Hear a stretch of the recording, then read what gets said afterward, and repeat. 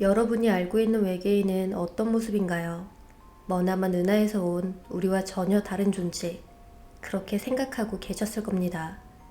그런데 만약 그들이 외계에서 온 존재가 아니라면 어떨까요?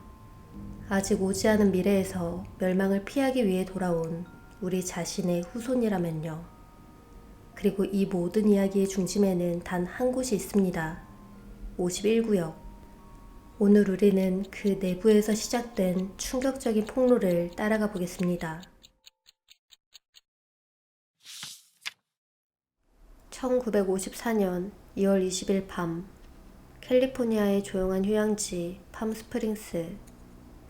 휴가를 보내고 있던 아이젠하워 대통령이 그대로 사라집니다. 예고된 일정도 없었고 어디로 간다는 보고도 없이 국가의 최고 권력이 한순간에 공백이 되어버린 건데요. 백악관은 즉시 비상상황에 돌입합니다. 경호팀은 대통령의 위치를 추적하기 위해 움직였지만 아무 흔적도 찾을 수 없었고 이 소식은 곧 언론에 퍼지게 되죠. 대통령이 급사했다. 심장마비로 쓰러졌다. 기자들은 이미 부고 기사까지 준비하고 있었습니다.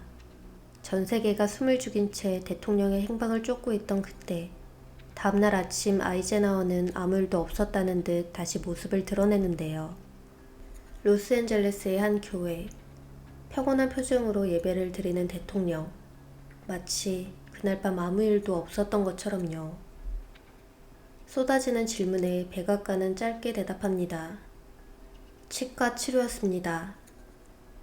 닭을 먹다 치아 보철물이 떨어져 급히 치료를 받았다는 설명.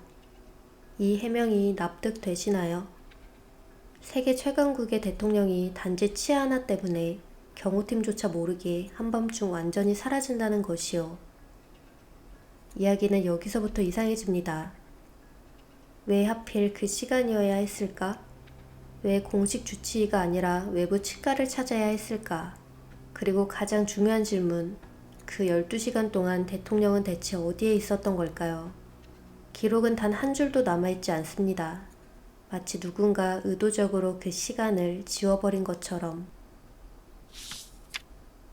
그날 지워버린 시간의 뒤에는 절대 드러나서 안 되는 하나의 진실이 숨어 있었다는 이야기가 있습니다.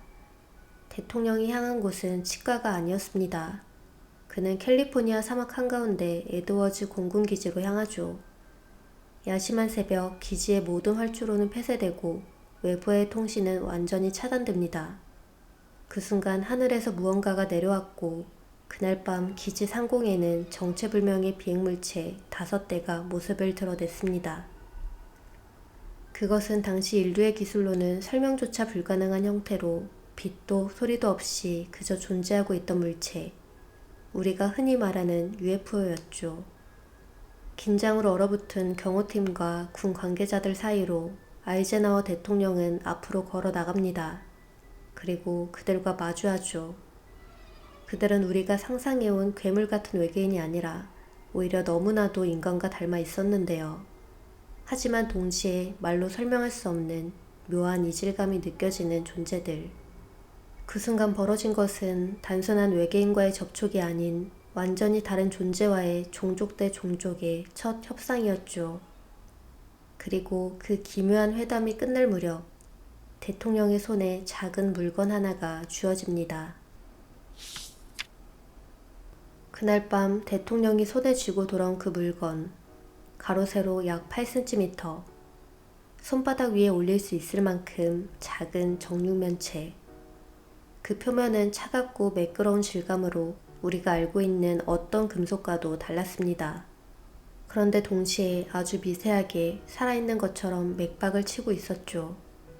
마치 단순한 기계가 아니라 어떤 존재처럼 느껴지는 물체. 그렇다면 이 작은 큐브는 왜 인류 역사상 가장 위험한 물건으로까지 불리게 된 걸까요? 그 이유는 단 하나. 이 장치는 미래를 보여줍니다.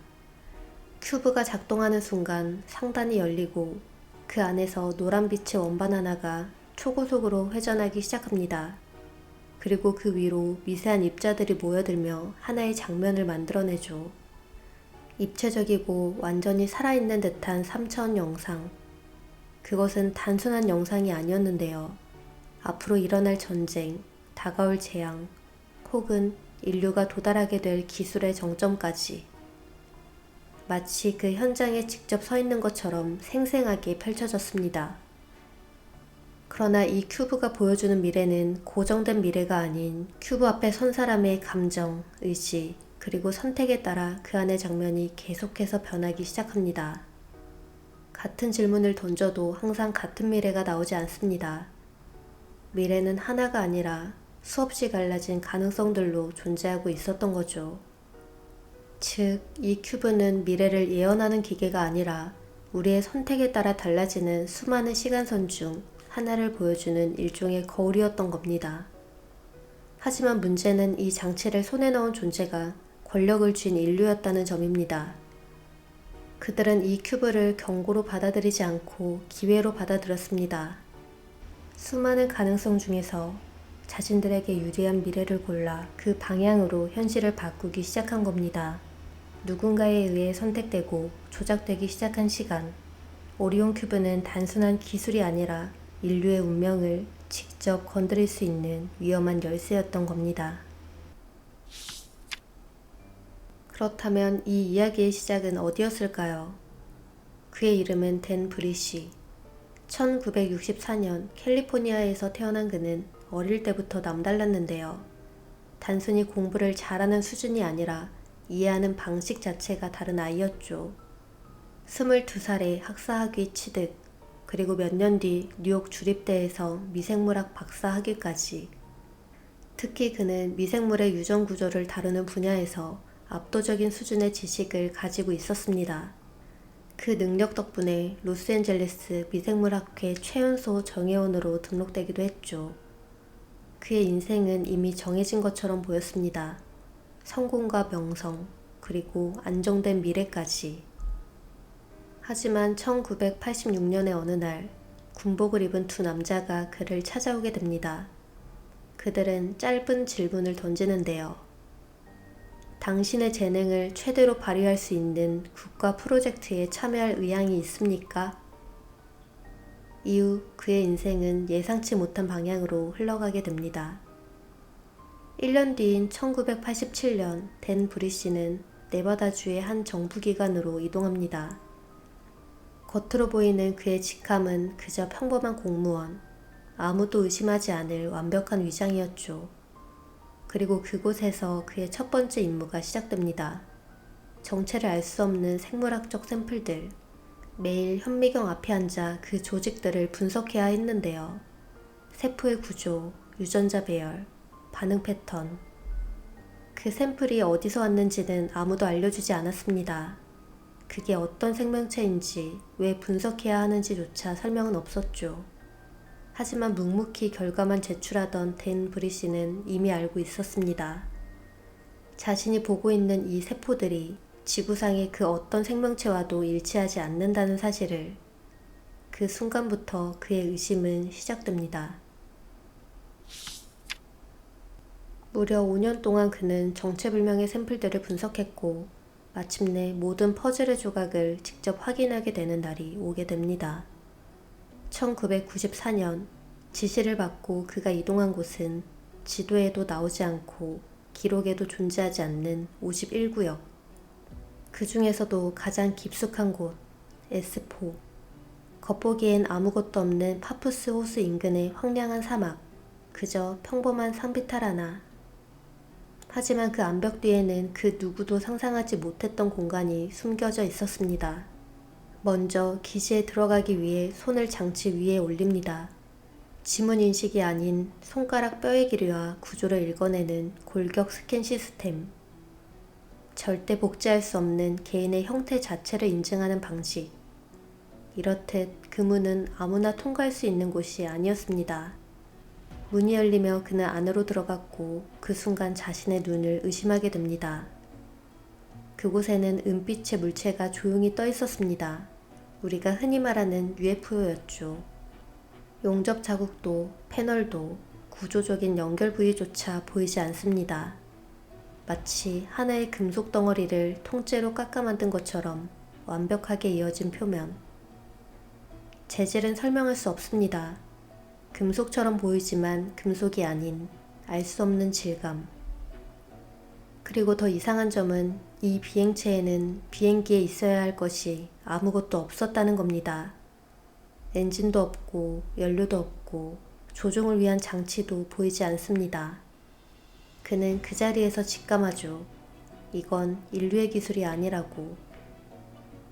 경납고의 문은 산비탈과 완전히 같은 색으로 위장되어 있었습니다.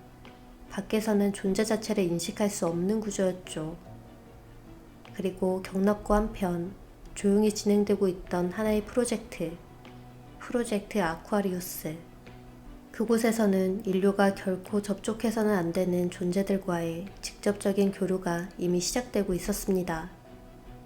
그 안에서 댄 브리시는 자신이 5년 동안 분석해온 정체불명의 세포들의 주인과 마주하게 됩니다. 그리고 그 순간 그가 보고 있던 모든 것이 하나로 연결되기 시작하죠. 두꺼운 특수유리 너머에는 작고 창백한 생명체가 앉아 있었습니다. 우리가 흔히 그레이라고 부르는 형태. 정부는 이 존재를 제이로드라는 암호명으로 관리하고 있었는데요. 댄 브리시의 임무는 이 생명체의 비정상적인 세포 조직을 분석하고 치료하는 것이었습니다. 그런데 치료 과정에서 이해하기 어려운 현상이 발생합니다. 이 존재는 입을 열어 말을 하지 않았지만 어느 순간부터 브리시의 머릿속으로 직접적인 이미지가 전달되기 시작한 겁니다. 단순한 상상이 아니라 마치 누군가의 기억을 그대로 전달받는 것처럼 구체적이고 연속적인 장면들이 이어졌다고 합니다. 이것은 언어가 아닌 방식의 소통, 즉 텔레파시였던 거죠. 그리고 이 과정을 통해 브리시는 하나의 결론에 도달하게 되는데요. 그 존재는 우리가 생각해온 의미의 외계인이 아니었습니다. 완전히 다른 행성에서 온 생명체가 아니라 약 5만 년 뒤의 미래에서 온 진화한 인류의 후손이라는 것이었습니다. 브리시는 미생물학자로서 그들의 세포와 유전 구조를 직접 분석했고 그 결과에서 중요한 특징을 발견합니다. 그들의 DNA 안에는 현재 인류와 동일한 유전적 패턴이 포함되어 있었던 것인데요. 다만 차이가 있다면 극심한 환경 변화로 인해 신체 구조가 크게 변형되어 있었다는 점입니다. 핵전쟁과 방사능, 그리고 대기오염이 누적된 환경 속에서 인류는 지표면이 아닌 지하에서 생존하게 되었고, 그 결과 코는 퇴화하고 빛이 부족한 환경에 적응하여 눈은 커졌으며 피부는 점점 창백해졌다는 겁니다. 또한 지속적인 방사능 노출로 인해 세포가 정상적으로 유지되지 못하는 만성적인 손상 상태에 놓여 있었다고 하죠. 이 과정에서 한 가지 사건이 더 언급됩니다. 브리시가 그들과 가까이 접촉했을 때 강한 이미지 전달이 발생했고 그 안에는 미래의 지구가 붕괴되는 장면들이 포함되어 있었다는 것입니다. 그 미래는 단순한 재난이 아니라 인류 문명이 완전히 붕괴된 이후의 세계였는데요. 시작은 지금과 크게 다르지 않았습니다. 국가 간의 긴장, 이해관계의 충돌, 그리고 반복되는 갈등. 하지만 그 균형이 무너지는 순간 상황은 걷잡을 수 없이 커지게 됩니다. 결국 전면적인 핵전쟁이 발발하게 되고 단 몇 시간 만에 지구 대부분의 인류가 사라지고 남은 사람들조차 더 이상 지표면에 살 수 없는 환경에 놓이게 됩니다. 이때부터 인류는 지하로 이동하게 되고 이 선택이 이후 모든 변화를 만들어내는 출발점이 되죠. 지속적인 방사능 노출로 인해 가장 먼저 무너진 것은 생식 기능이었습니다. 자연적인 임신과 출산이 불가능해지면서 인류는 더 이상 번식할 수 없는 상태가 되는데요. 하지만 인류는 남아있는 과학기술을 기반으로 유전자 복제 기술을 극단적으로 발전시키기 시작합니다. 기존의 생식 방식이 사라진 자리에 복제를 통한 생명 유지 방식이 자리 잡게 된 거죠. 처음에는 임시적인 해결책이었지만 시간이 지나면서 이것이 유일한 방법이 됩니다. 그 결과 부모와 자식이라는 개념은 점점 사라지고 동일한 유전자를 반복해서 복제하는 구조가 만들어집니다. 그리고 동시에 환경에 적응하는 과정에서 신체 구조 역시 변화하게 되는데요. 우리가 외계인이라고 생각했던 그 모습은 이러한 변화가 누적된 결과였던 겁니다. 또한 극단적인 환경은 과학기술의 방향을 완전히 바꿔놓습니다. 지표면으로 나갈 수 없었던 인류는 에너지, 생존기술보다 공간과 시간을 다루는 연구에 사활을 걸게 되는데요. 그 결과 시간이동과 관련된 기술이 급격하게 발전하게 되죠. 하지만 문제는 그보다 먼저 찾아옵니다. 유전자 복제에는 한계가 있었던 겁니다. 같은 DNA를 반복해서 복제하면서 유전자는 점점 손상되고 더 이상 정상적인 개체를 만들어낼 수 없는 단계에 도달합니다. 종 전체가 몇 세대 안에 사라질 수밖에 없는 상황이 된 겁니다. 그래서 그들은 마지막 선택을 하게 됩니다. 과거로 돌아가는 것. 자신들의 조상이 살고 있던 시점, 즉 지금의 지구로 돌아와 아직 오염되지 않은 DNA를 확보하고 망가진 유전 구조를 복원하려는 계획이었습니다. 그리고 동시에 이 모든 비극의 시작이었던 핵전쟁 자체를 과거에서부터 막으려 했던 것이었죠. 이 모든 경험을 단순한 정보 전달이 아니라 감정이 동반된 기억의 전달로 표현했는데 그 감정들은 일종의 절박함에 가까웠다고 합니다. 그들이 아이젠하워 대통령에게 오리온 큐브를 건넨 이유도 바로 여기에 있습니다. 미래를 바꿀 수 있는 가능성을 과거에 전달하기 위해서였죠. 하지만 문제는 그 기술이 누구의 손에 들어가느냐였습니다. 인류를 구하기 위해 만들어진 도구는 결국 가장 강한 권력을 가진 사람들에게 넘어가게 되고 그들의 선택이 또 다른 미래를 만들어내기 시작하죠. 미래 인류가 목숨을 걸고 과거로 돌아와 건넨 기술, 오리온 큐브. 그들이 바랬던 건 단순했습니다.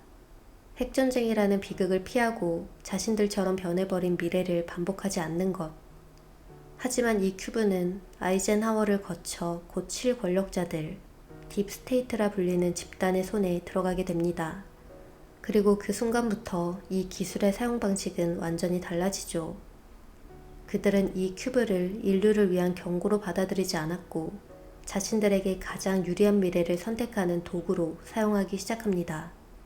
큐브를 통해 다가올 전쟁의 결과를 미리 확인하고 그 흐름에 맞춰 무기와 자원을 움직입니다. 어떤 기업이 무너질지, 어떤 국가가 흔들릴지, 어디에 자본을 투입해야 할지 모든 선택을 이미 결과를 본 상태에서 진행하게 된 겁니다. 심지어 자신들의 권력에 위협이 될 가능성이 있는 인물들까지 미리 파악하고 제거했다는 주장도 이어집니다. 이 과정에서 큐브는 미래를 보는 장치가 아니라 미래를 선별하고 현실을 그에 맞게 조정하는 도구로 바뀌게 됩니다. 문제는 여기서 끝나지 않았는데요. 오리온 큐브는 단순한 예측 장치가 아니었습니다. 관찰자의 감정과 의지에 반응하며 여러 가능성 중 하나의 미래를 보여주는 구조.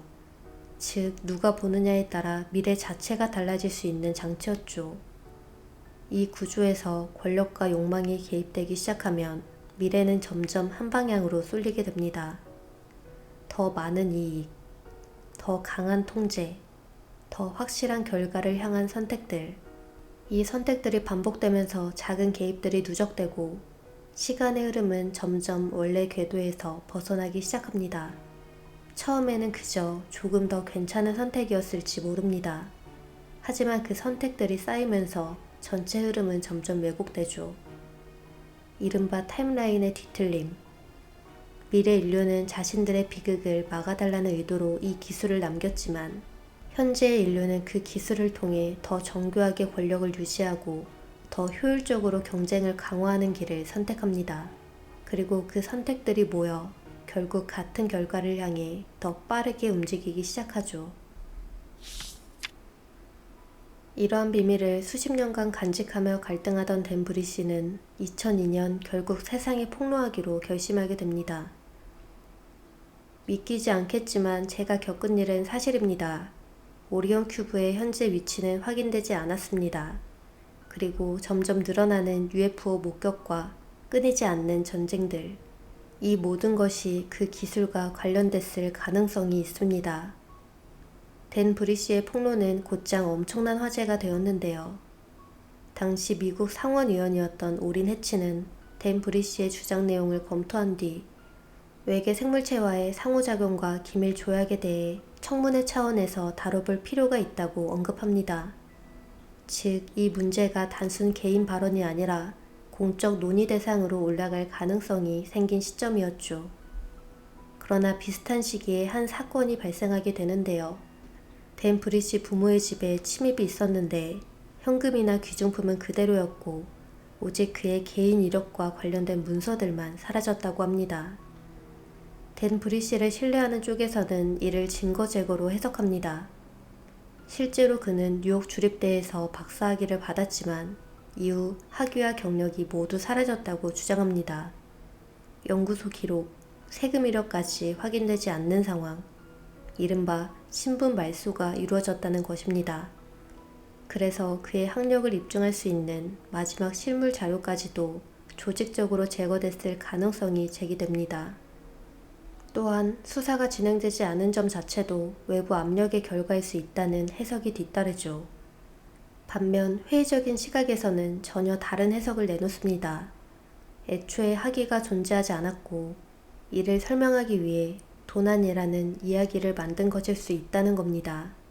결국 이 사건은 진실을 지우려는 시도였을 수도 있고 반대로 진실을 만들기 위한 설정이었을 수도 있습니다. 그리고 이 논쟁 속에서 한 전문가의 분석이 등장합니다. 신경생리학 박사 키그린. 그는 댄 브리시의 인터뷰를 분석한 뒤 단호하게 말합니다. 정신적인 이상 징후는 보이지 않는다고. 그는 질문에 안정적으로 답했고 논리 흐름도 무너지지 않았다. 망상에서 흔히 나타나는 사고 붕괴나 현실 감각의 혼란도 확인되지 않았으며 거짓말을 할 때 보이는 불안정한 반응 역시 나타나지 않았다. 특히 그의 전문 지식은 단순 암기가 아니라 실제 연구자 수준에 가까웠다고 하죠. 다만 이것이 그의 말이 사실이라는 뜻은 아닙니다. 적어도 그가 아무 생각 없이 꾸며낸 이야기를 하는 사람처럼 보이지는 않았다는 의미입니다. 결국 남는 질문은 하나입니다. 그의 기록이 없는 이유가 의도적으로 지어진 것일까? 댄 브리시의 주장이 단순한 이야기로 끝나지 않는 이유는 하나입니다. 그와 전혀 접점이 없던 또 다른 인물이 훨씬 이전에 거의 같은 내용을 증언했기 때문입니다. 그 인물이 바로 1989년 51구역 관련 폭로로 큰 파장을 일으켰던 밥 라자르입니다. 댄 브리시가 자신의 이야기를 공개하기 약 15년 전, 밥 라자르는 이미 51구역 인근의 비밀시설 S4의 존재를 구체적으로 언급한 바 있죠. 여기서 주목되는 건 두 사람의 증언이 단순히 비슷한 수준이 아니라 구조와 디테일에서 상당 부분 겹친다는 점인데요. 가장 먼저 언급되는 부분은 출입 보안 시스템입니다. 두 사람 모두 기지 내부로 들어가기 위해 지문이 아니라 손가락 뼈의 길이와 형태를 측정하는 장치를 사용했다고 설명했습니다. 이 장치는 이후 아이덴티매트라는 이름으로 알려진 실제 보안 장비와 유사하다는 점이 확인됩니다. 이 장비는 1970년대에 제한적으로 사용되다가 곧 사라진 특수 장비로 일반 대중들에게는 거의 알려지지 않았던 기술인데요. 두 사람이 이 장치를 같은 방식으로 묘사했다는 점은 단순한 상상이나 흔한 정보에서 나온 설명이라고 보기 어렵다는 해석도 가능합니다. 두 번째로 겹치는 부분은 기지의 구조입니다. 밥 라자르는 파푸스 호수 인근 산비탈에 외부에서는 보이지 않도록 위장된 경납고 문들이 존재한다고 설명했습니다. 특히 산 색과 동일하게 위장된 여러 개의 경납고 출입구 구조를 언급했는데 댄 브리시 역시 이후 같은 위치와 유사한 형태를 설명하죠. 이 역시 단순한 비밀기지 수준이 아니라 구체적인 공간 구조까지 일치한다는 점에서 계속 언급되는 부분입니다. 물론 가장 많이 제기되는 반론도 있습니다. 댄 브리시가 밥 라자르의 이야기를 참고했을 가능성입니다. 이 부분은 충분히 합리적인 의심인데요. 하지만 두 사람의 증언을 자세히 보면 접근 방식이 분명히 다릅니다. 밥 라자르는 자신을 물리학자로 소개하며 비행체의 추진 원리, 에너지 구조 같은 공학적 요소에 집중했습니다.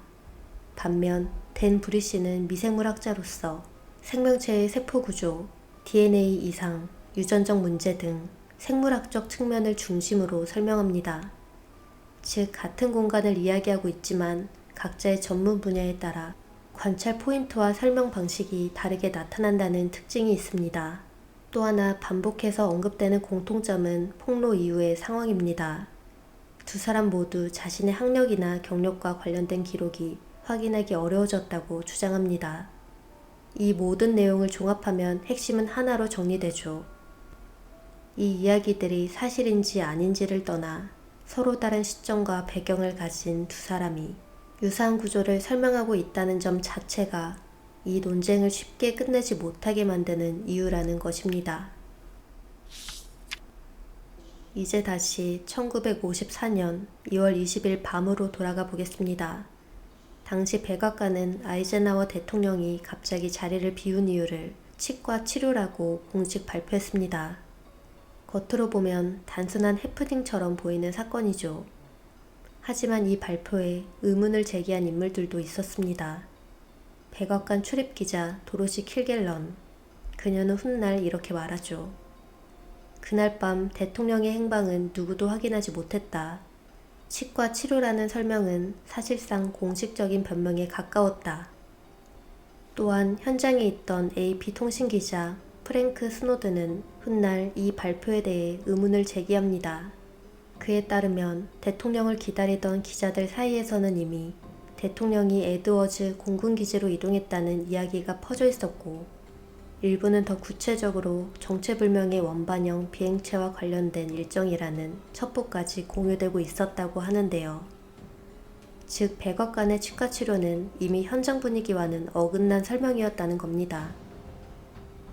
기록을 더 살펴보면 이 사건에서 몇 가지 이상한 점이 반복해서 언급됩니다.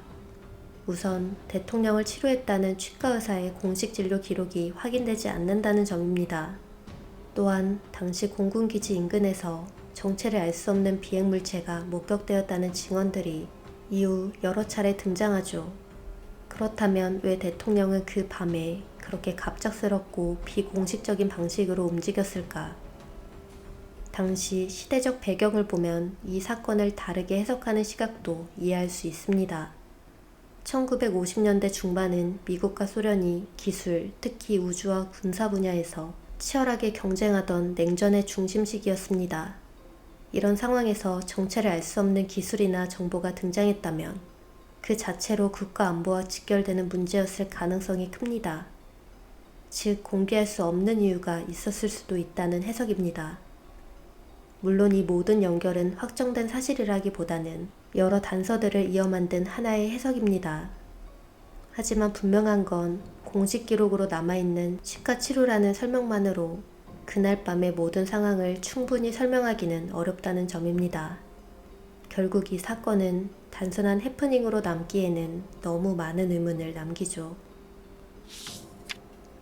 이제 우리는 1961년 1월 17일 아이젠하워 대통령의 마지막 퇴임 연설을 조금 다른 시각에서 볼 필요가 있습니다. 그는 전 세계가 지켜보는 자리에서 당시로서는 매우 이례적인 수준의 경고를 남깁니다. 군산 복합체의 비대해진 권력을 경계하십시오.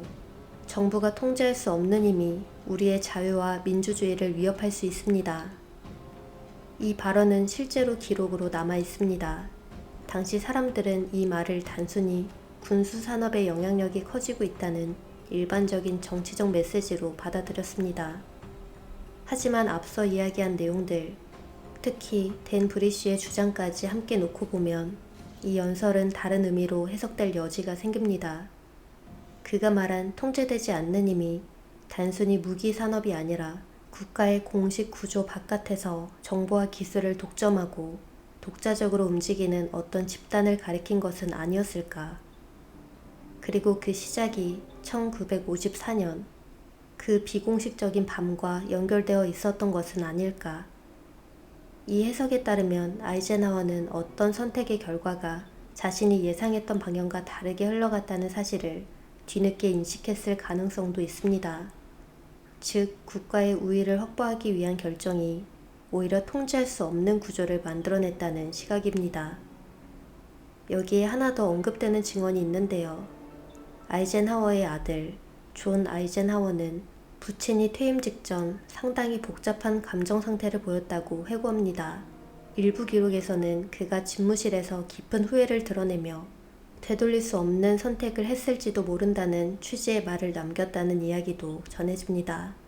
여기서 중요한 건 하나의 확정된 결론이 아니라 서로 다른 기록과 증언들이 하나의 질문으로 모인다는 점입니다. 우리가 알고 있는 역사 뒤에는 가벼운 공식 기록만으로는 설명되지 않는 또 다른 사건들이 존재했을 가능성입니다. 미래를 보여준다는 장치 오리온 큐브, 그리고 외계인은 사실 미래의 인간이라는 주장. 이 모든 이야기를 꺼낸 남자 댄 브리쉬. 하지만 그의 학력은 사라졌고 기록은 완전히 남아있지 않습니다. 일부에서는 그가 진실을 말한 내부 고발자였다고 합니다. 그리고 또 다른 일부는 정교하게 만들어진 사기꾼의 자작극일 뿐이라고 하죠. 지금까지도 어느 쪽도 완전히 증명되지 않았습니다. 그래서 이 이야기는 여전히 가능성으로만 남아 있습니다. 다만 중요한 건 우리가 상상해온 외계인의 모습이 완전히 틀렸을 수도 있다는 것. 어쩌면 수만 년 뒤 멸망 직전까지 갔던 미래의 인류가 바꾸려 했던 그 미래는 이미 시작됐고 우리는 지금 그 안에 살고 있는지도 모르죠.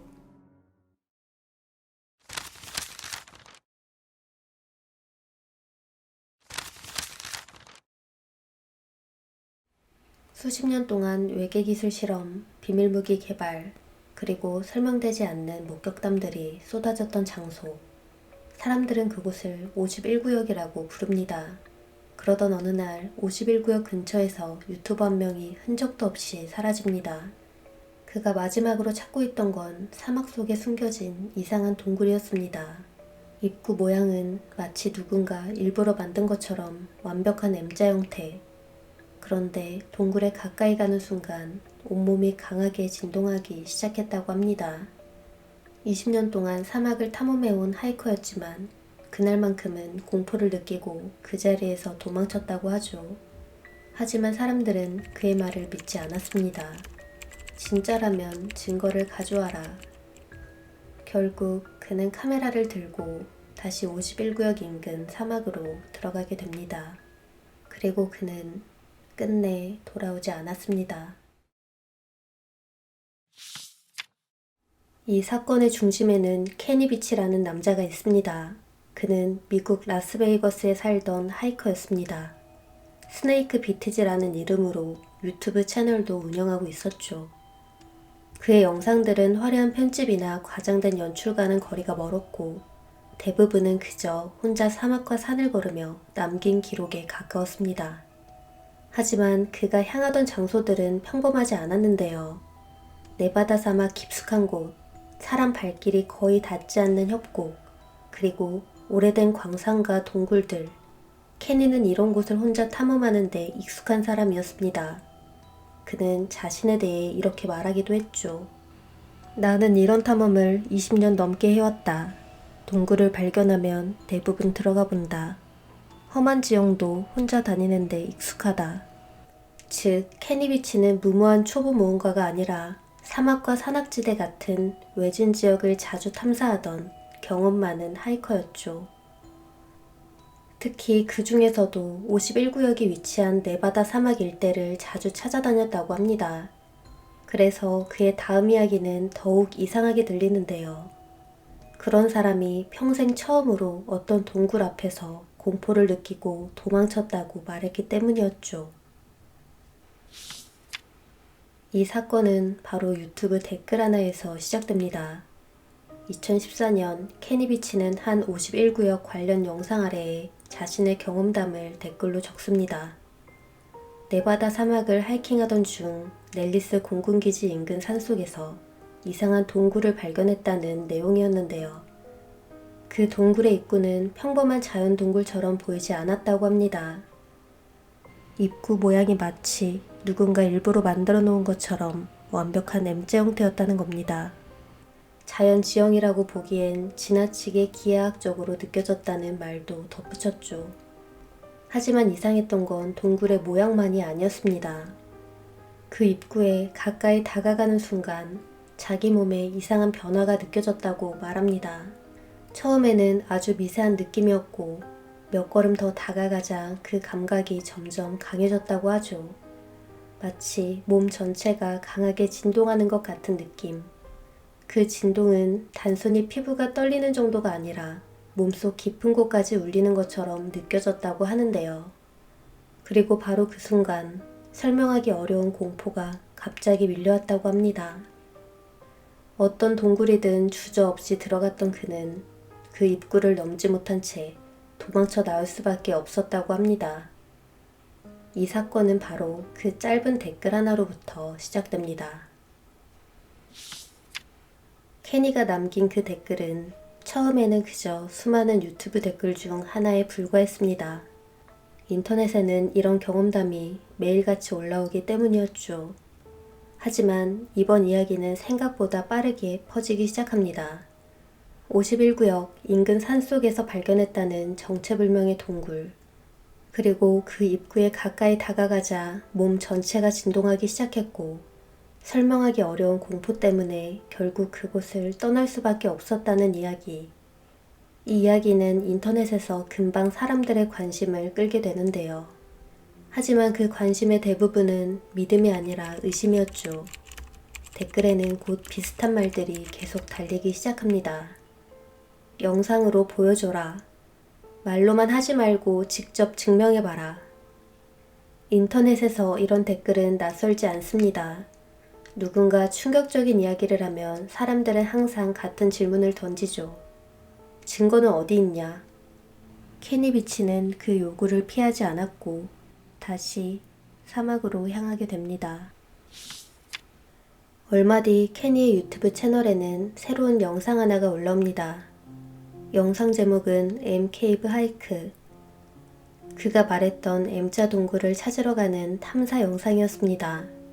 영상 속에서 케니는 네바다 사막의 거친 지형을 따라 천천히 걸어갑니다. 그런데 영상 속에서 눈에 띄는 장면 하나가 있었는데요. 이번 탐사에서 케니는 9mm 권총 하나를 챙겨왔습니다. 사막에서는 코요테나 산사자 같은 야생동물을 마주칠 가능성도 있습니다. 그래서 권총을 휴대하는 것이 이상한 일은 아니죠. 하지만 이 장면은 영상을 보는 사람들에게 다르게 느껴졌습니다. 마치 케니가 그곳에서 무언가 위험한 일을 예상하고 있는 것처럼 보였기 때문이었죠. 그리고 영상은 계속 이어집니다. 그는 사막 곳곳을 돌아다니며 자신이 발견했다던 그 M자 동굴을 찾기 시작합니다. 능선을 넘고 협곡을 따라 내려가며 바위 사이를 살펴봅니다. 하지만 그 동굴은 끝내 나타나지 않았고 영상 속에서는 그 흔적조차 찾을 수 없었는데요. 영상이 끝나자 사람들의 반응은 오히려 더 거세지기 시작합니다. 증거도 없이 떠들기만 하네. 진짜라면 다시 가서 찍어와라.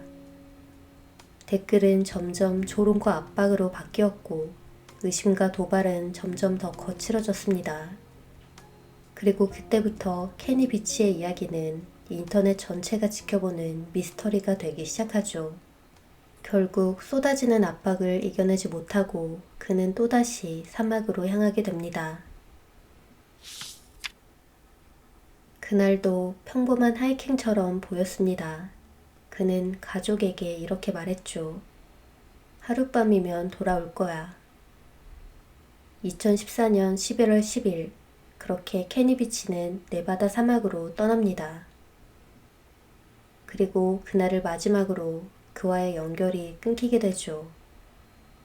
처음에는 그저 통신이 닿지 않는 사막 지역일 거라고 생각했지만 며칠이 지나도 그가 돌아오지 않자 결국 가족은 실종 신고를 합니다.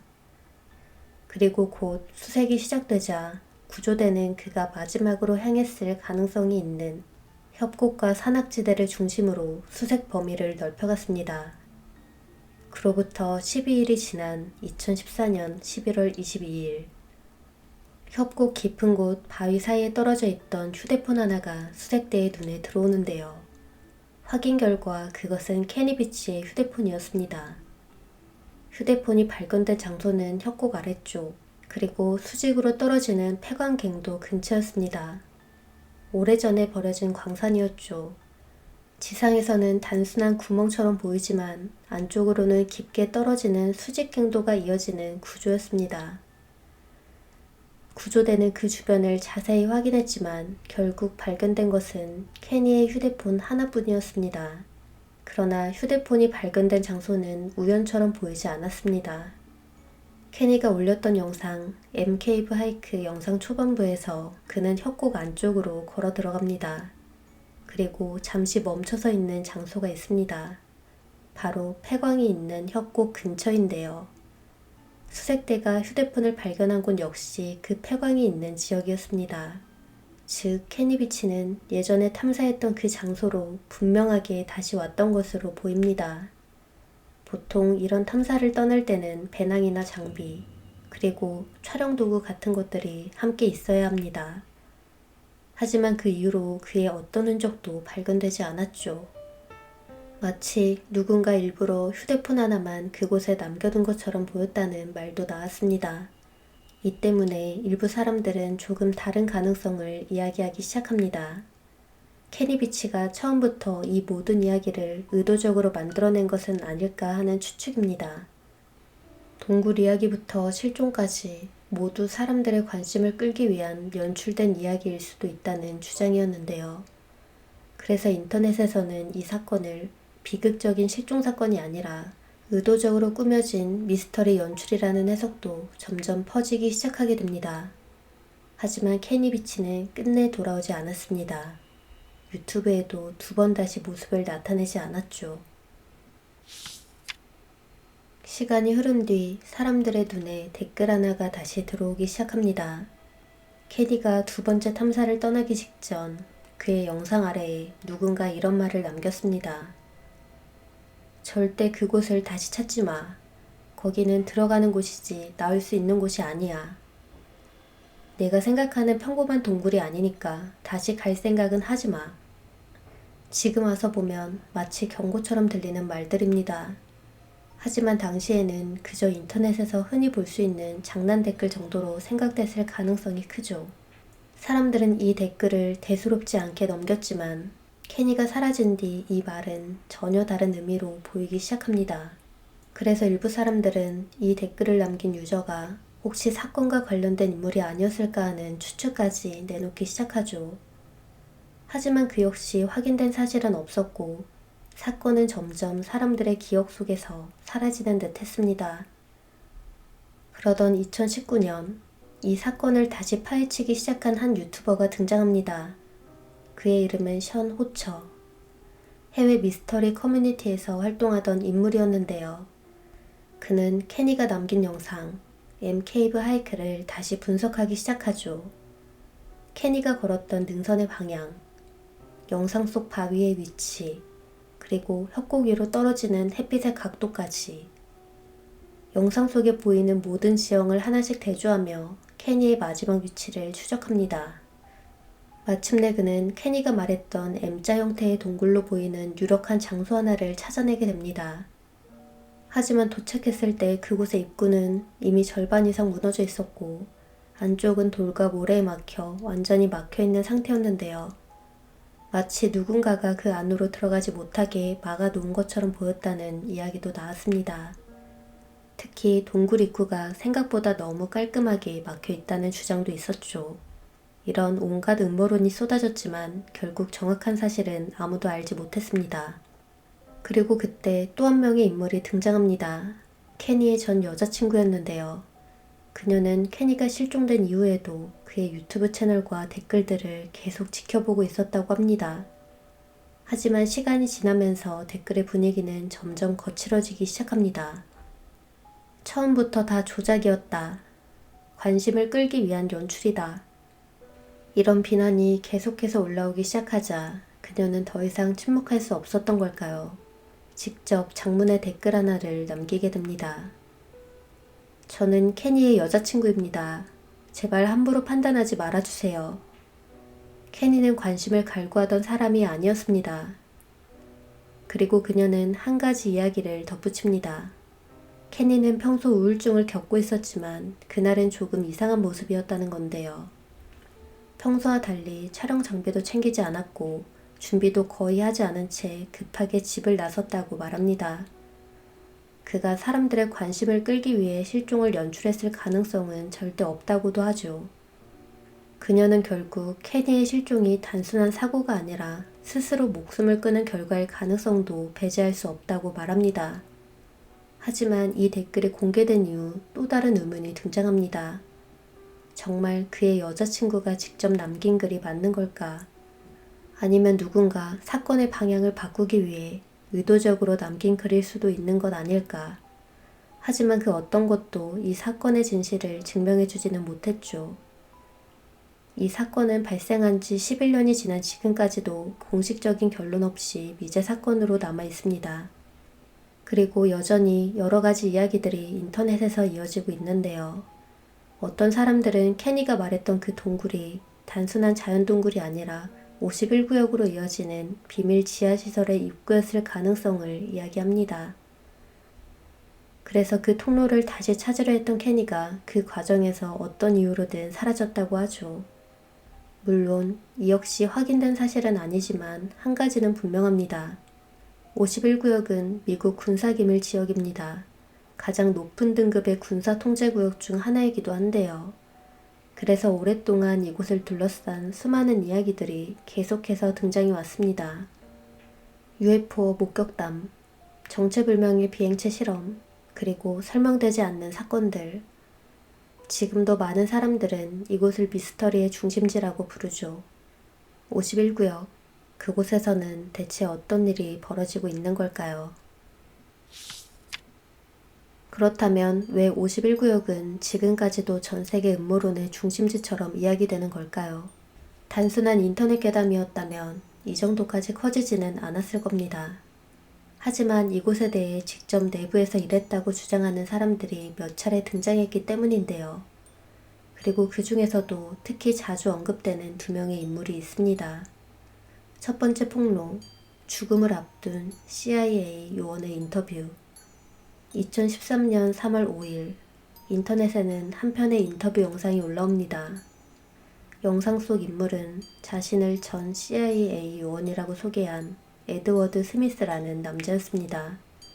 당시 그의 나이는 77세, 급성 신부전으로 이미 시한부 판정을 받은 상태였죠. 그는 인터뷰 시작과 함께 이렇게 말합니다. 내 삶이 끝나기 전에 오랜 비밀을 하나 털어놓고 떠나고 싶다.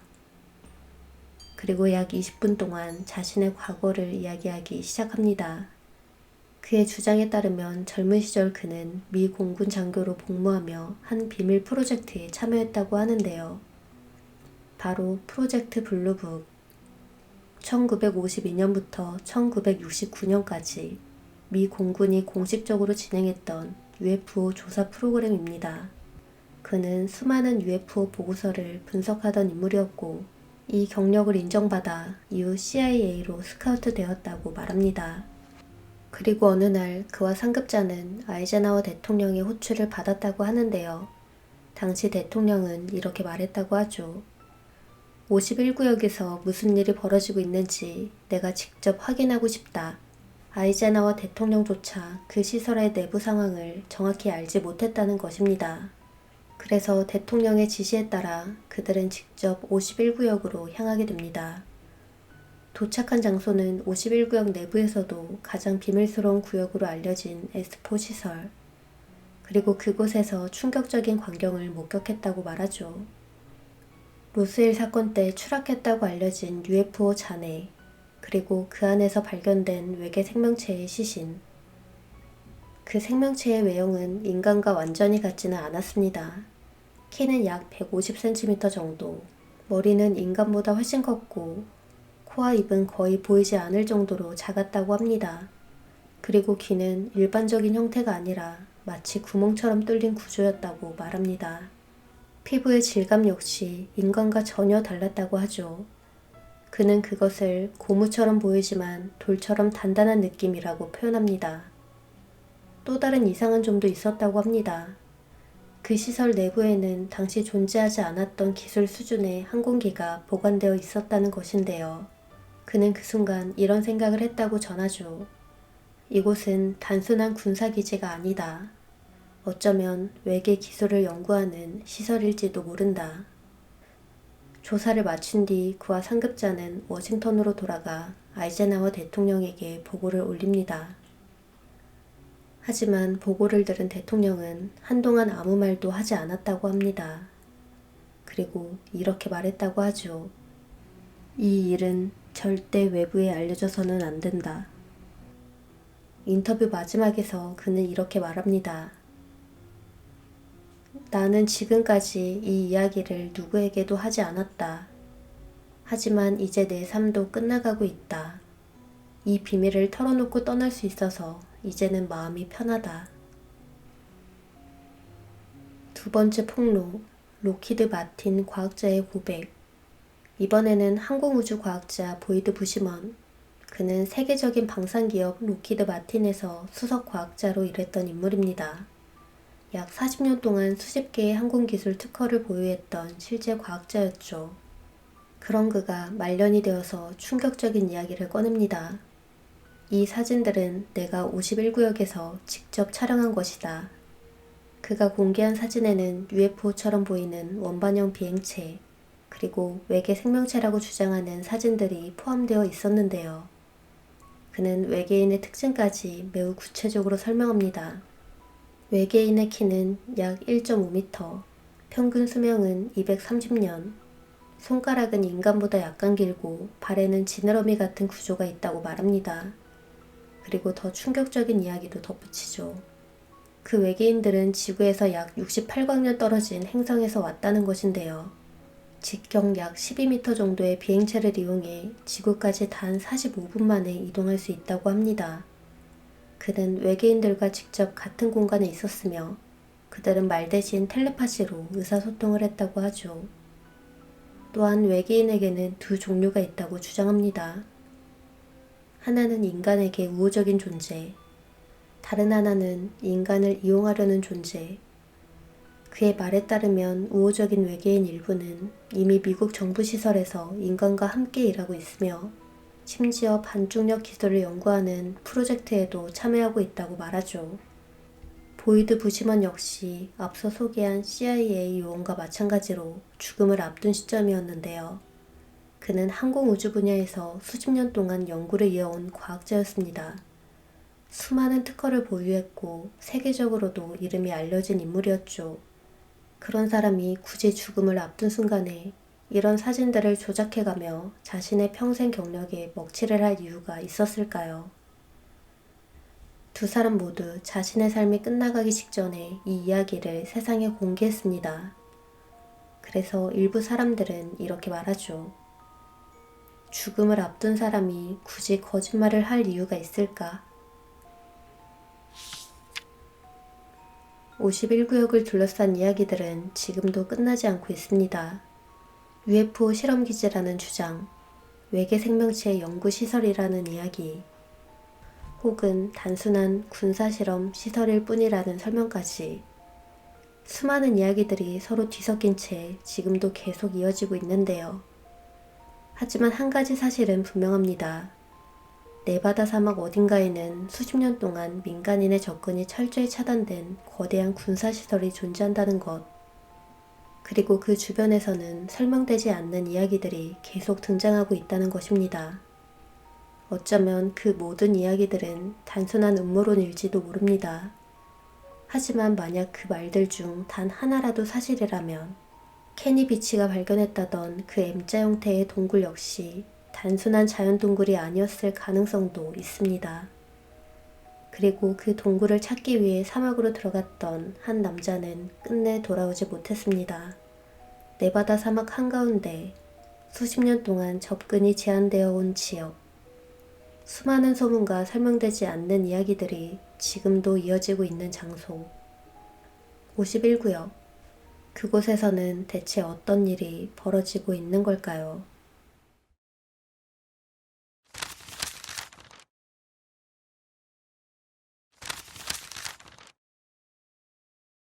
외계인의 증거는 존재하지 않는다. 미국 정부는 오랫동안 말해왔습니다. 그러나 2026년 미국 내부에서 지금까지와는 차원이 다른 폭로들이 터져나오기 시작합니다. 미 국방부 내부에서 외계 존재의 유전자를 이용한 비밀 생체 실험과 인간과 외계 존재의 혼종 프로젝트가 진행되고 있다는 주장. 사람들은 전부 미친 음모론이라고 생각했습니다. 하지만 바로 그 직후 백악관 주변에서 설명하기 어려운 이상한 움직임들이 하나둘 포착되기 시작합니다. 왜 지금에서야 그토록 철저하게 봉인되어 있던 이야기들이 한꺼번에 장막 밖으로 새어나오기 시작한 걸까요? 어쩌면 지금 미국에서는 인류 역사상 가장 오래 숨겨져 있던 비밀이 처음으로 모습을 드러내기 시작하고 있는지도 모릅니다. 우리는 아주 오랫동안 UFO라고 불러왔습니다. 하지만 시간이 지나면서 이 단어는 점점 이상한 이미지로 덮여가기 시작했죠. 외계인 괴담, 조작사진, 허무맹랑한 음모론. 결국 사람들에게 UFO라는 단어는 진지하게 다룰 대상이 아니라 웃고 넘기는 도시 전설 같은 존재가 되어버렸습니다. 그런데 어느 순간부터 미국 정부와 군은 더 이상 UFO라는 표현을 쓰지 않기 시작합니다. 대신 새로운 단어를 꺼내들었죠. 바로 UAP였습니다.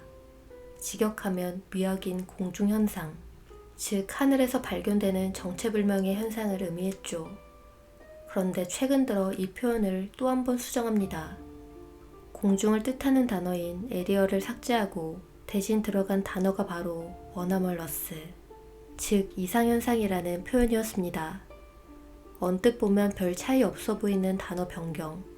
하지만 미국 군 내부에서는 이 변화가 굉장히 중요한 의미를 가진다고 해석됩니다. 이제 조사 대상이 더 이상 하늘에만 국한되지 않기 때문입니다. 우주공간, 심해, 군사기지, 주변 해역. 실제로 미국 안보 보고서와 군 관계자들의 증언 속에는 공중과 바다를 자유롭게 넘나드는 정체불명의 현상들이 반복적으로 등장하기 시작합니다. 그렇다면 왜 미국 정부는 굳이 단어까지 바꿔가며 조사 범위를 넓히기 시작한 걸까요? 왜 하늘 위의 UFO를 넘어 심해와 우주까지 포함하는 이상현상을 추적하기 시작한 걸까요? 그리고 더 기묘한 건 이 모든 변화가 시작된 직후부터 미국 내부에서 수십 년 동안 숨겨져 있던 이야기들이 하나둘 밖으로 흘러나오기 시작했다는 점입니다. 그 거대한 침묵의 장막에 처음 균열을 만든 인물, 그가 바로 데이비드 그룻이었습니다. 그는 단순한 UFO 목격자가 아니었습니다. 전직 미 공군 정보장교, 국가지리정보국 MGA 출신, 그리고 미국 정부의 극비 UAP 태스크포크에서 실제 업무를 담당했던 정보요원이었죠. 그런 그가 미국 의회 청문회에 등장해 아주 위험한 이야기를 꺼내기 시작합니다. 그것도 위증 시 감옥에 갈 수 있는 공식 선서까지 한 상태에서 말입니다. 그의 주장은 단순한 UFO 목격담과는 차원이 달랐습니다. 첫 번째, 미국 정부가 오래전부터 인간 기술로 설명하기 어려운 비행체들을 비밀리에 회수해 왔다는 것. 두 번째, 그 회수된 물체들을 분석하기 위한 극비 프로그램이 수십 년 동안 의회조차 제대로 알지 못한 채 운영되어 왔다는 것. 그리고 마지막 세 번째, 회수된 것은 단순한 금속 파편만이 아니었다는 주장입니다. 그는 청문회 도중 아주 이상한 표현 하나를 사용합니다. 비인간 생체. 많은 사람들이 바로 그 단어에서 소름을 느낄 수밖에 없었는데요. 그는 단순히 비행체가 아니라 인간이 아닌 존재의 흔적까지 확보됐다는 뉘앙스를 남겼기 때문입니다. 물론 여기서 중요한 건 그룻이 본인이 직접 외계인을 봤다고 주장한 건 아니라는 점입니다. 그 역시 최고 기밀 접근 권한을 가진 내부 관계자들의 증언과 보고서를 바탕으로 이야기하고 있다고 설명했습니다. 수년 동안 관련 자료를 검토했고 여러 정보 관계자들의 증언을 교차 검증해 왔다는 것이었죠. 일부 사람들은 말했습니다. 결국 전해 들은 이야기가 아닌가. 하지만 이상한 건 미국 의회가 이 이야기를 단순 괴담처럼 취급하지 않았다는 점입니다. 만약 정신 나간 음모론자의 헛소리였다면 왜 미국 의회는 그를 공식 청문회 자리에 세웠던 걸까요? 왜 수많은 정치인들이 굳은 표정으로 그의 증언을 듣고 있었던 걸까요? 그리고 왜 그 이후부터 미국 정치권 내부에서까지 무언가를 공개해야 한다는 움직임이 본격적으로 시작되기 시작한 걸까요? 데이비드 그루시의 등장은 수십 년 동안 닫혀있던 장막에 생긴 첫 번째 균열이었습니다. 그리고 그 균열 사이로 상상조차 하기 어려운 이야기들이 흘러나오기 시작합니다. 2026년 4월 1일 미국의 유명 팟캐스트 진행자 베니 존슨의 방송에 한 남자가 등장합니다. 그의 이름은 맥 게이츠. 한때 미국 하원 의원이었고 트럼프 진영의 핵심 정치인으로 활동했던 인물입니다.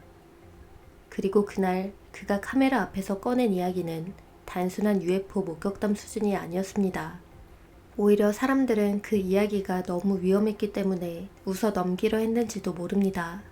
게이츠는 과거 자신이 하원 의원으로 활동하던 시절 플로리다에 위치한 자신의 사무실로 미군 소속의 한 고위 관계자가 극비리에 찾아왔다고 주장했습니다. 그리고 그 인물은 매우 불안한 상태로 펜타곤 내부에서 진행 중이라는 한 프로젝트를 털어놓기 시작합니다. 내용은 믿기 어려울 정도로 충격적이었는데요. 인간의 기술로는 설명하기 어려운 은하계 간 통신 시스템을 연구하기 위해 미 국방부 내부에서 인간과 외계 존재의 유전자를 결합한 이른바 혼종 프로젝트가 진행되고 있다는 주장이었죠. 게이츠의 주장에 따르면 이 프로젝트를 위해 미국 전역에는 최소 6곳에서 최대 12곳 규모의 극비 지하 시설들이 존재하고 있었고 그 안에서는 지금도 비공개 생체 실험과 관련 연구가 계속 진행 중이라는 것이었습니다. 그러나 사람들의 반응은 차가웠습니다. 이유는 단순합니다. 그 폭로가 나온 날짜가 하필이면 4월 1일 만우절이었기 때문입니다. 국방부가 외계 존재와의 혼종 프로젝트를 진행하고 있다. 대부분의 사람들에게 그 이야기는 현실이라기보다 인터넷 괴담에 가까워 보였죠. 게다가 맷 게이츠 본인 역시 과거 여러 논란과 성추문 의혹으로 정치적 타격을 입었던 인물이었는데요. 사람들은 말했습니다. 관심을 끌기 위한 마지막 정치쇼일 뿐이라고. 하지만 이상한 건 이 폭로가 터지기 직전부터 미국 정부 내부에서는 설명하기 어려운 움직임들이 하나둘 나타나기 시작했다는 점입니다. 그리고 사람들은 곧 깨닫게 됩니다. 이 이야기가 단순한 농담으로 끝나기에는 너무 많은 것들이 이상하게 맞물리기 시작하고 있었다는 사실을. 만우절에 농담이라고 넘기기엔 맥 게이츠가 전한 내부 폭로의 내용은 이상할 정도로 구체적이었습니다. 그리고 더 이상했던 건 그 이야기가 앞서 미국 의회 청문회에서 등장했던 하나의 단어와 소름 끼치게 맞물리기 시작했다는 점입니다. 데이비드 그루시가 사용했던 표현, 비인간 생체. 그는 왜 단순히 시신이나 외계 생명체라는 표현 대신 굳이 세포와 조직을 뜻하는 단어를 사용했던 걸까요? 일부 내부 폭로자들과 미스터리 커뮤니티에서는 이 단어가 단순한 표현이 아니었다는 해석이 나오기 시작했습니다. 미국 정부는 오래전부터 회수한 비인간 존재의 유전 정보를 확보하고 있었고 일부 비공개 연구시설에서는 그 세포를 인간 생체 조직과 결합시키는 실험이 진행되고 있었다는 것입니다. 인간과는 30% 이상 다른 구조를 가진 정체불명의 유전체, 그리고 그것을 이용해 인간의 신경계와 생체 반응을 변화시키려 했다는 주장들. 여기서 더 충격적인 건 실험 자체보다도 그 실험에 사용됐다고 주장되는 사람들의 정체였습니다. 어느 날 갑자기 사라져도 누구도 크게 이상하게 생각하지 않을 사람들. 국경지대를 떠돌던 불법 이민자들. 전쟁과 분쟁 속에서 흘러들어온 난민들.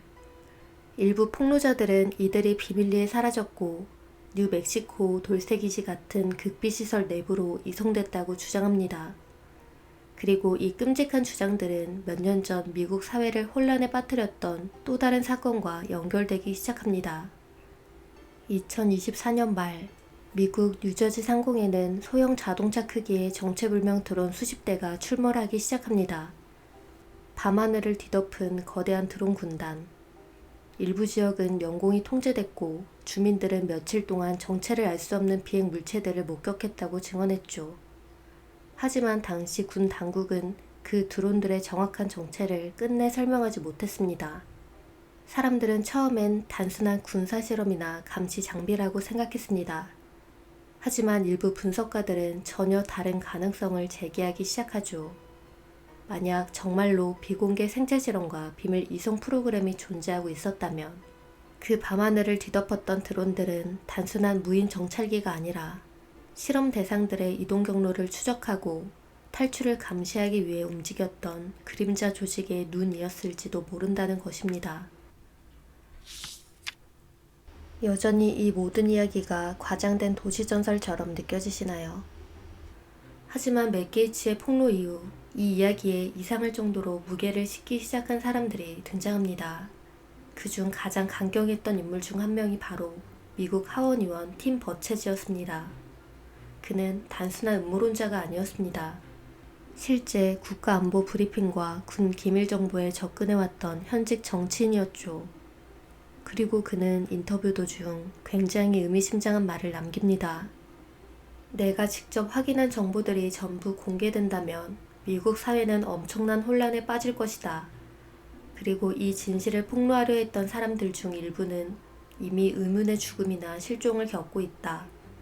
나 또한 두렵다.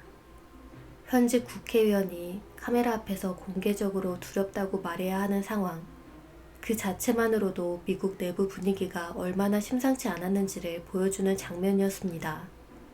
그런데 바로 그 시기 미국의 가장 높은 곳 백악관 주변에서 이상한 움직임 하나가 포착됩니다. 2026년 3월 17일 맥 게이츠의 폭로가 나오기 불과 보름 전 미 대통령 직속 기관 산하에서 2개의 새로운 인터넷 도메인이 등록된 사실이 확인된 것입니다. 그 주소는 바로 alien.gov 그리고 aliens.gov. 여기서 중요한 건 .gov라는 도메인입니다. 이건 일반인이 만들 수 있는 주소가 아닙니다. 미국 연방정부 혹은 백악관 같은 공식기관만 사용할 수 있는 국가인증 도메인이죠. 이 사실이 알려지자 언론은 즉시 백악관에 질문을 던집니다. 왜 대통령 직속 기관에서 외계인 관련 도메인을 등록한 것입니까? 그러나 이상했던 건 백악관의 반응이었는데요. 보통이라면 단순 해프닝이라고 웃고 넘겼을 이야기. 하지만 백악관은 이 도메인의 존재를 명확하게 부정하지도 않았고 그렇다고 인정하지도 않았습니다. 대신 기자들에게 딱 한 줄만 남겼죠.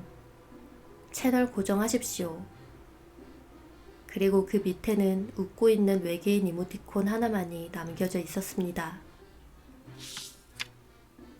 불법 이민자의 실종 의혹과 혼종 생체 실험 주장, 그리고 백악관 주변에서 포착된 기묘한 움직임까지. 그렇다면 여기서 한 가지 의문이 남습니다. 왜 이런 이야기들이 하필 지금 한꺼번에 터져나오기 시작한 걸까요? 수십 년 동안 감춰졌던 이야기들이 갑자기 움직이기 시작한 이유. 일부는 그것이 단순한 폭로가 아니라 기술 패권 경쟁 때문이라고 말합니다. 만약 미국이 UAP 잔해와 관련 기술을 확보하고도 국가 안보를 이유로 비밀 기지에 숨겨둔 채 연구를 지체하고 있었다면 어떨까요? 그 사이 러시아나 중국이 먼저 그 기술에 역공하기에 성공한다면 세계 질서는 완전히 뒤집혀 버릴 수도 있습니다. 중력을 제외하고 기존 물리학을 무시하는 추진 기술, 레이더를 교란하고 순식간에 대기권과 해양을 넘나드는 비행체. 그 기술을 누가 먼저 손에 넣느냐에 따라 세계 질서 자체가 뒤집힐 수도 있다는 겁니다. 실제로 미국 정부기관 내부에서는 더 이상 숨기기만 해서는 안 된다는 목소리가 점점 커지기 시작했다고 전해집니다. 폭로자들 역시 지금이 아니면 영영 묻힐 것이라는 위기감 속에서 입을 열기 시작했다는 것이죠. 하지만 더 기묘한 건 이 모든 갈등이 단순히 외부 국가와의 경쟁만이 아니었다는 점입니다. 일부 폭로자들과 정치권 인사들은 펜타곤 내부의 특정 비공개 프로그램들이 오랜 시간 의회의 감시 밖에서 움직여왔다고 주장하기 시작합니다. 막대한 예산이 어디로 흘러가는지도 불분명한 채 사용되고 있었고 극소수만 접근 가능한 그림자 조직처럼 운영되고 있었다는 이야기까지 흘러나왔죠. 물론 이 주장들 가운데 상당수는 아직 명확하게 입증된 사실이라기보다 폭로자들과 정치권 일부에서 제기한 의혹에 가깝습니다. 그러나 중요한 건 그 의혹 자체가 이제 더 이상 인터넷 음지에서만 떠도는 이야기가 아니라 실제 미국 정치권 내부에서 공개적으로 언급되기 시작했다는 점입니다. 그리고 바로 그 시기부터 트럼프 진영과 일부 정치권 인사들은 UAP 관련 기밀 공개 압박을 본격적으로 밀어붙이기 시작합니다. 실제로 당시 미국 정치권 내부에서는 정부가 수십 년 동안 보관해온 UAP 자료들을 더 이상 숨겨선 안 된다는 주장까지 공개적으로 등장하기 시작했죠. 일부 분석가들은 이 상황을 이렇게 해석합니다. 무언가를 세상 밖으로 공개하려는 세력과 끝까지 묻어두려는 세력의 충돌. 그리고 어쩌면 우리가 지금 보고 있는 이 폭로의 시대 자체가 그 거대한 권력 충돌의 결과물인지도 모른다는 것입니다. 지금까지 이어진 모든 이야기에서 가장 이상한 부분은 바로 이것입니다. 미국 정부의 한쪽에서는 외계 지능의 증거는 발견되지 않았다고 말합니다. 그런데 동시에 관련 자료를 공개하려는 내부 고발자들에게는 국가 안보를 이유로 강한 보안 조치를 적용해왔죠. 없다고 말하면서도 왜 이렇게까지 숨기려 하는 걸까요? 실제로 미 국방부와 정보기관들은 수년 동안 UAP 현상을 추적하기 위한 조직들을 운영해 왔습니다. 의회 브리핑이 열렸고 군 조종사들의 보고서가 수집됐으며 정체를 설명할 수 없는 비행 현상들에 대한 공식 조사도 계속 이어졌죠. 하지만 이상하게도 매번 마지막 결론에 도달하면 언제나 같은 문장이 반복됐습니다. 직접적으로 연결된 증거는 확인되지 않았다. 그런데 바로 그 시점마다 또 다른 영상과 문서, 그리고 새로운 내부 증언들이 계속해서 흘러나오기 시작했습니다. 그리고 2026년, 그 팽팽했던 침묵의 균형이 조금씩 흔들리기 시작합니다. 백악관에서 alien.gov 도메인이 확인된 이후 미국 정치권과 일부 정보기관 내부에서는 UAP 관련 자료들을 더 공개해야 한다는 움직임이 급격히 커지기 시작한 것입니다. 온라인에는 미국 적외선 센서에 포착된 것으로 알려진 고화질 영상들과 조종사들의 비행 기록 및 목격 보고서들이 빠르게 확산되기 시작합니다. 특히 일부 영상 속 물체들은 페르시아만 상공에서 편대 비행을 하듯 움직이며 짧은 순간 비정상적인 방향 전환을 보여주고 있었죠. 사람들은 혼란에 빠졌습니다. 단순한 드론인지 극비 군사 기술인지 아니면 정말 인간의 기술로 설명하기 어려운 무언가인지. 하지만 여기서 중요한 건 그들이 아주 애매한 선을 남겨두고 있다는 점입니다. 그들은 영상을 공개하면서도 동시에 이렇게 말합니다. 이 자료들이 외계 존재를 공식적으로 입증하는 것은 아니다. 결국 정부는 보여주긴 하지만 인정하지는 않습니다. 마치 무언가를 조금씩 드러내면서도 가장 핵심적인 진실만큼은 끝까지 선 밖에 남겨두고 있는 것처럼 말이죠. 물론 지금까지 등장한 수많은 주장들 가운데에는 여전히 명확한 물증이 부족한 이야기들도 많습니다. 맷 게이츠가 언급한 혼종 프로젝트나 지하시설 생체 실험 의혹들 역시 현재까지는 내부 주장과 루머의 영역에 더 가깝습니다. 일부 전문가들은 지금 공개되는 영상들조차 사실은 미군의 차세대 드론 기술이나 적국을 혼란시키기 위한 전략적 연막일 가능성을 제기하기도 합니다. 현대 과학의 탈을 쓴 가장 거대한 신화일까요? 아니면 수십 년 동안 국가 단위로 숨겨져 왔던 진짜 비밀일까요? 우리는 아직 그 답을 알지 못합니다. 그러나 단 하나 분명한 건 한때 인터넷 음지의 도시 전설로 취급받던 이야기들이 이제는 실제 정부 문서와 군 영상, 그리고 미국 의회의 공식 기록 속에 등장하기 시작했다는 사실입니다. UFO라는 단어를 지어버린 명칭 변경, 51구역과 S4를 둘러싼 오래된 루머들, 수십 년 동안 이어졌다는 회수 프로그램과 역공학 의혹, 그리고 목숨을 걸고 증언하기 시작한 정보 요원들과 정치인들. 한때 사람들은 이 모든 걸 단순한 괴담이라고 웃어 넘겼습니다. 하지만 이제 상황은 완전히 달라졌습니다. 미국 정부는 실제 영상을 공개하기 시작했고 의회 공식 속기록에는 비인간 생체라는 단어까지 남게 되었습니다. 그리고 지금 이 순간에도 백악관과 의회 일부에서는 무언가를 공개하려는 움직임이, 펜타곤 내부에서는 끝까지 침묵을 유지하려는 움직임이 서로 충돌하고 있다는 해석까지 나오고 있죠. 이제 중요한 건 믿느냐 믿지 않느냐의 문제가 아닙니다. 사람들은 오히려 전혀 다른 질문을 하기 시작했습니다. 왜 미국 정부는 수십 년 동안 이 현상을 추적해왔던 걸까? 왜 지금에서야 이 자료들이 하나둘 세상 밖으로 나오기 시작하는 걸까? 그리고 무엇보다 그들이 끝까지 숨기고 싶어 했던 건 대체 어디까지였던 걸까? 우리가 지금 보고 있는 이 폭로는 수십 년 동안 가장 깊은 곳에 숨겨져 있던 거대한 무언가가 처음으로 인간 세상 밖으로 모습을 드러내기 시작한 그 시작의 순간인지도 모릅니다.